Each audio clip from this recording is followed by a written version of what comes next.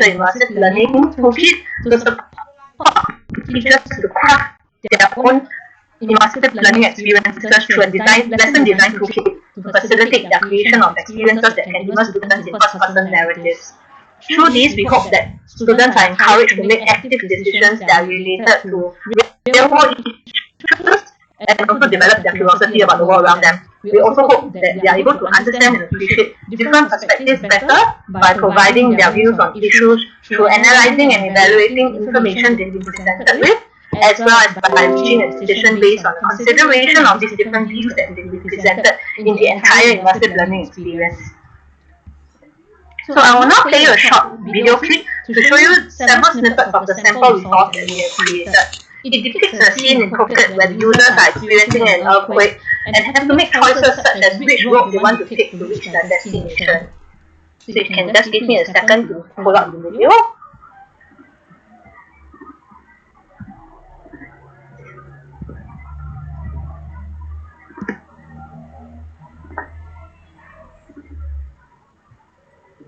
I can't wait to compare that big mountain. Hey, have a good time on the beach tomorrow, yeah? Don't miss me. Wow, it actually looks pretty far from the map.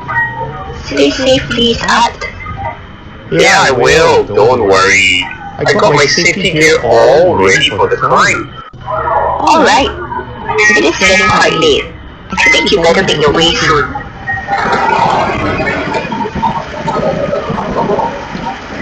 Seems like there are two ways to get to where Art is. One is via City Avenue, the other would be via this side highway. Which route should we take then?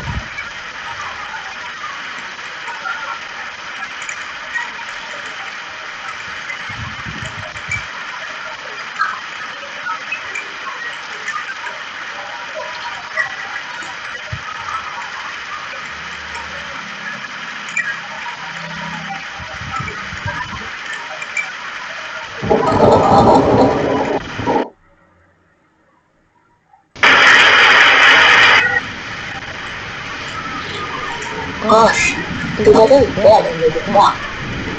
Let's stay alert, okay?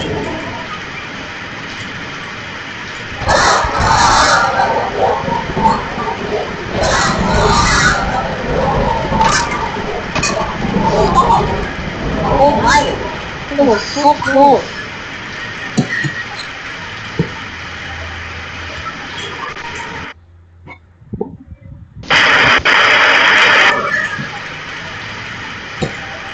Hey, look! Why are we running away from the cold? Oh man, that looks bad. There is a huge wave coming towards us from the left. Look! Are we encountering a tsunami now? Oh my gosh, there are tons of items floating on the road. Can someone please tell me that this is only a dream?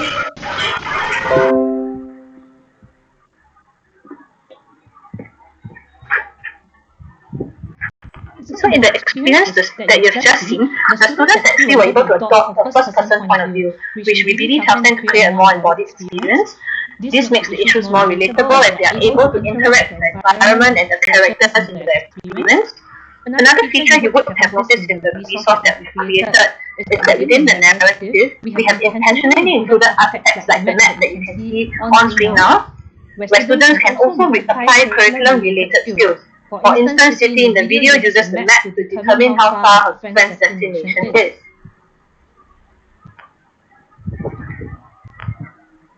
Another element of our sample resource is that students will make choices throughout their experiences, and these choices are usually centered on conflicts and dilemmas as they move throughout the storyline. In their sample experience I showed, students are asked to choose between whether they want to travel on City Avenue or Cliffside Highway. We believe that making students commit to a decision also means that they are advocating for a certain position related to these complex issues. And lastly, being able to replay and adopt alternative choice points as part of this experience acquaints students with an alternative point of view. This helps them to develop a more balanced perspective to complex multifaceted issues Through this, we hope that students become more comfortable with ambiguity and appreciate trade-offs. So the Choose Your Own Adventure Immersive Learning Experience Toolkit that our team has prepared has two main components. First, a lesson design guide, as well as an SRS lesson example. I will share a little bit more about this now. This basic toolkit of the lesson design guide seeks to provide teachers who are keen to bring these learning experiences into their classroom with a list of considerations derived from classroom research. The categories of considerations we have curated are choice of medium, narrative arc design, choice point design, and world building. Within each of these considerations, we will propose a certain design principle, as you see in the black box above, provide an explanation of why we are proposing it, as well as provide suggestions on how teachers can implement this in the classroom. We have also included examples of how we have applied this particular lesson design principle in the sample we saw from the book that I showed earlier. So teachers can use this guide to design or curate their own immersive learning, choose your own adventure experiences. So we've also created a lesson, and the lesson example is actually hosted within the Student Learning Space, which is an common online learning portal that's accessible by teachers and students around Singapore. To facilitate teachers in their creation of these experiences, we have created a Choose Your Own Adventure Immersive Learning SLS lesson that are undergirded by the design principles that we are proposed in the design guide. So what teachers can do is that they quickly duplicate our sample lesson and they modify it for their own use. So very quickly they are able to kind of use this and implement it in their classrooms. So now I'll hand the time over to Li Qing to share a little bit more about another idea called the Book Reflection Platform. Thank you, Geraldine. So our second idea is the Mood Reflection Platform, in short we call it MRP. Allow me to share some insights into the challenges which lead us to the exploration of this idea. So these days, we have expected learning to take place almost immediately as the teachers walk into his or her classroom. However, there were times that the students would have to address some of their emotions before they could start learning. Here are some quotes taken from our conversation with the teachers. These quotes highlighted that it is crucial to address students' emotions, and teachers require help and support to surface and manage them early. Therefore, this prototype aims to foster an encouraging learning environment by making students' emotions visible through the use of a shared emotional vocabulary. This would also facilitate reflections and conversations between students and teachers. With this, students will find it a safe space to share their emotion with their teachers, and ultimately, teachers will have a quick sense of their students' well-being. So with this, we would like to invite you to try out this prototype together. So please use the QR code on the left or the link as shown to access the Mood Reflection platform. Geraldine has kindly input the link on the chat. You can also use it on your browser. The image on the right, where my cursor is, shows the landing page after you are able to access MRP. After accessing MRP using the QR code or the link, please key in the session code J26Y43 as shown on the screen, as well as input a number between 1 to 40. Once logged in, you'll be able to see the module which the students would be experiencing. We'll give you a minute to try it out.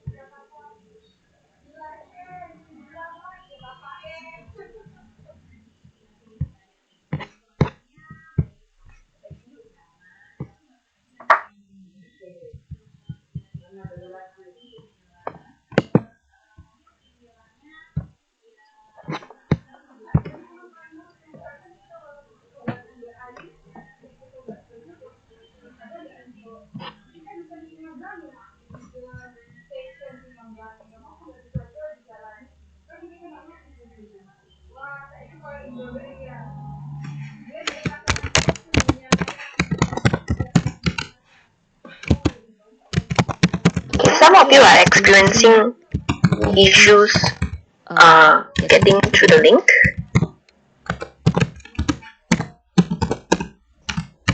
Give me a second. Maybe we should demonstrate from our own browser.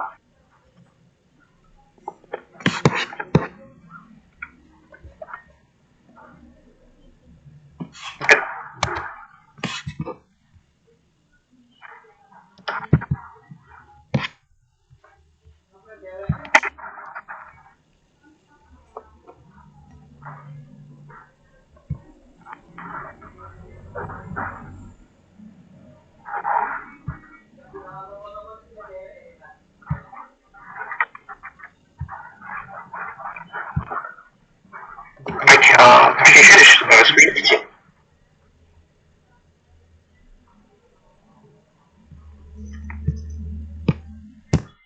Okay.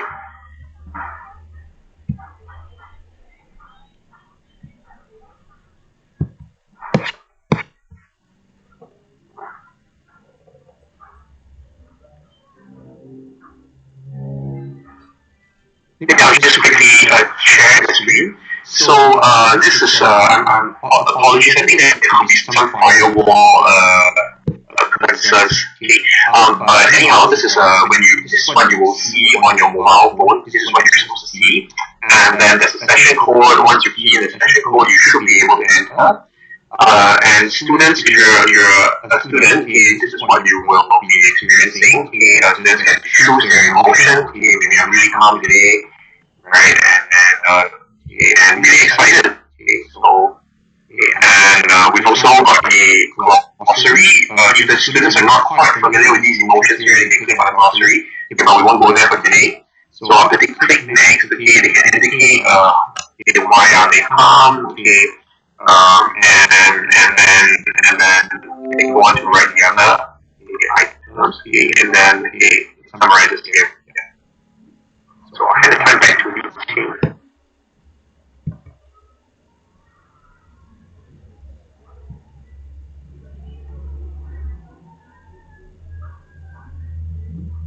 Okay, I apologize for it. Okay, so what Zachary had shown was the student module that the students will be experiencing. So they get to input, they get to show how the intensity of the emotion. They tell the teachers how long they're feeling this way, and a text inbox box to actually let them write why they are feeling this way, provide context for their teachers.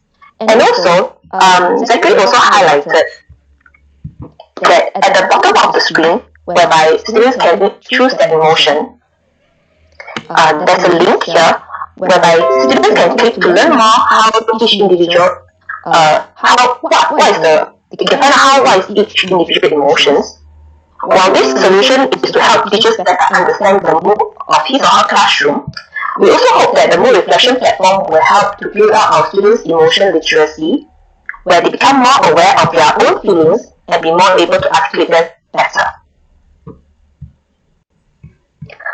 After the session has concluded, teachers will be able to access the dashboard to have a quick sense of their students' emotions, as well as a detailed view of each student's response. So in this current version of the prototype, teachers can see 1. Summary of overall class emotion, breakdown of each individual emotions, just-in-time prompt to guide and support in managing students' emotion. Just now I was mentioning the text inbox box. Teachers can view the qualitative entries of students in the dashboard too.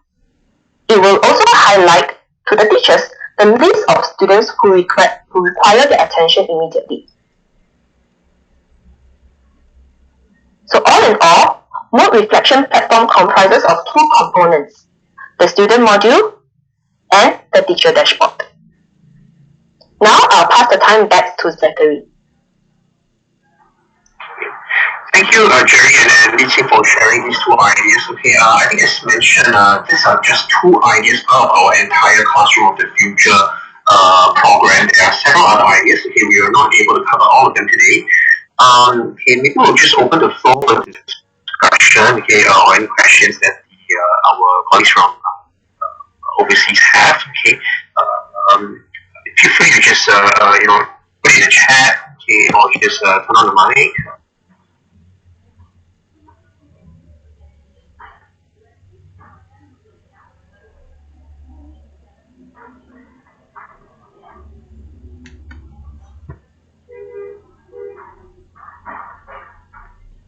Any takers from the floor?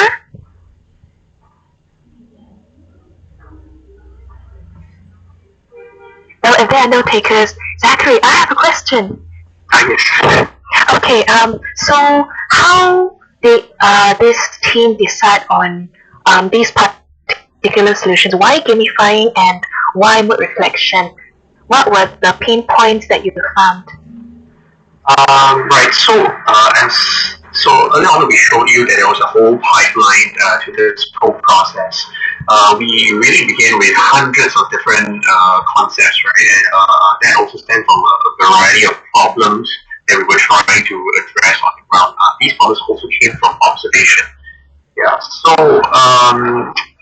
It was so there are various reasons for consideration in terms of prioritization. Some of them would be like whether this is something that has a long is aligned to MOE's agenda. So previously I mentioned that there are like 4 key goals that we're trying to achieve.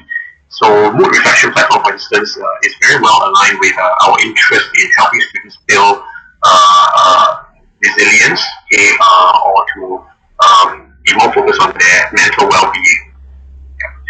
And in the case of immersive learning, I think it's a lot related to how to help students navigate very complex issues these days. One of the first I think I mentioned was that it's an increasingly unpredictable world, so things are not quite black and white. So we are hoping to give students that skill and competency to be able to, be more discerning and be able to evaluate and analyze situations more thoroughly. Thank you so much, Zachary. Is there anyone with any questions to ask the hosts today? Please drop the question in either the chat or unmute yourself and just speak to us. We have a comment. Yes? Thank you so much for your appreciation. Yeah, I think we have to comment whether there are any links to download the platform. So as mentioned, these are just part of our entire prototyping process. We have not yet reached the deployment stage where it becomes full rollout to the Singapore system at this point. My colleague Geraldine, she's provided a link. Okay, it's a Miro-bot link. You can swing by the link. Okay, and if you would like to try the platform out, okay, you can give it a shot again. I'm not sure whether you will still encounter the firewall problem. Might still be there, but we have provided some screenshots of the application that we're sharing today. You can have a look at the screenshots, okay, and provide us with some of your feedback. We'd love to hear them. Thank you very much for your questions and responses. Is there anyone else who would like to ask a question today? From the chat, do you have any suggestions on other apps or platforms that can be used for a similar purpose? Yeah. So this is so this is kind of related to Zach's earlier question, right? Like how do you know what ideas do we want to prioritize and why specifically this mood reflection platform? We've actually done a background scan before we say that hey, this is an idea we want to take over applications out there that does some kind of mood journaling. But we decided this is for us, this is an idea worth pursuing because most of these other 400 apps out there, they are not used in a classroom context. They are more for a rehabilitation, okay, for folks with like some maybe mental trauma and they or like undergoing depression. Okay, so in the situation, there's probably none out there that is meant for a classroom setting. Yeah. So to answer the question on whether there are apps and platforms out there that have some similar purpose, definitely the 400 over. As to whether it's meant for a classroom setting, I think this is probably one of you. Thank you once again for the questions and the responses. Last call for questions before we move on to the next presentation. Does anyone have anything else to ask? Yes, we have a question from Mr. Kamaruzamin. Okay, emotions among our children are very important, especially during this pandemic. May I know how you got the idea to set up this initiative to deal with these emotions? Yeah, so you're very right. In the past couple of weeks, our schools have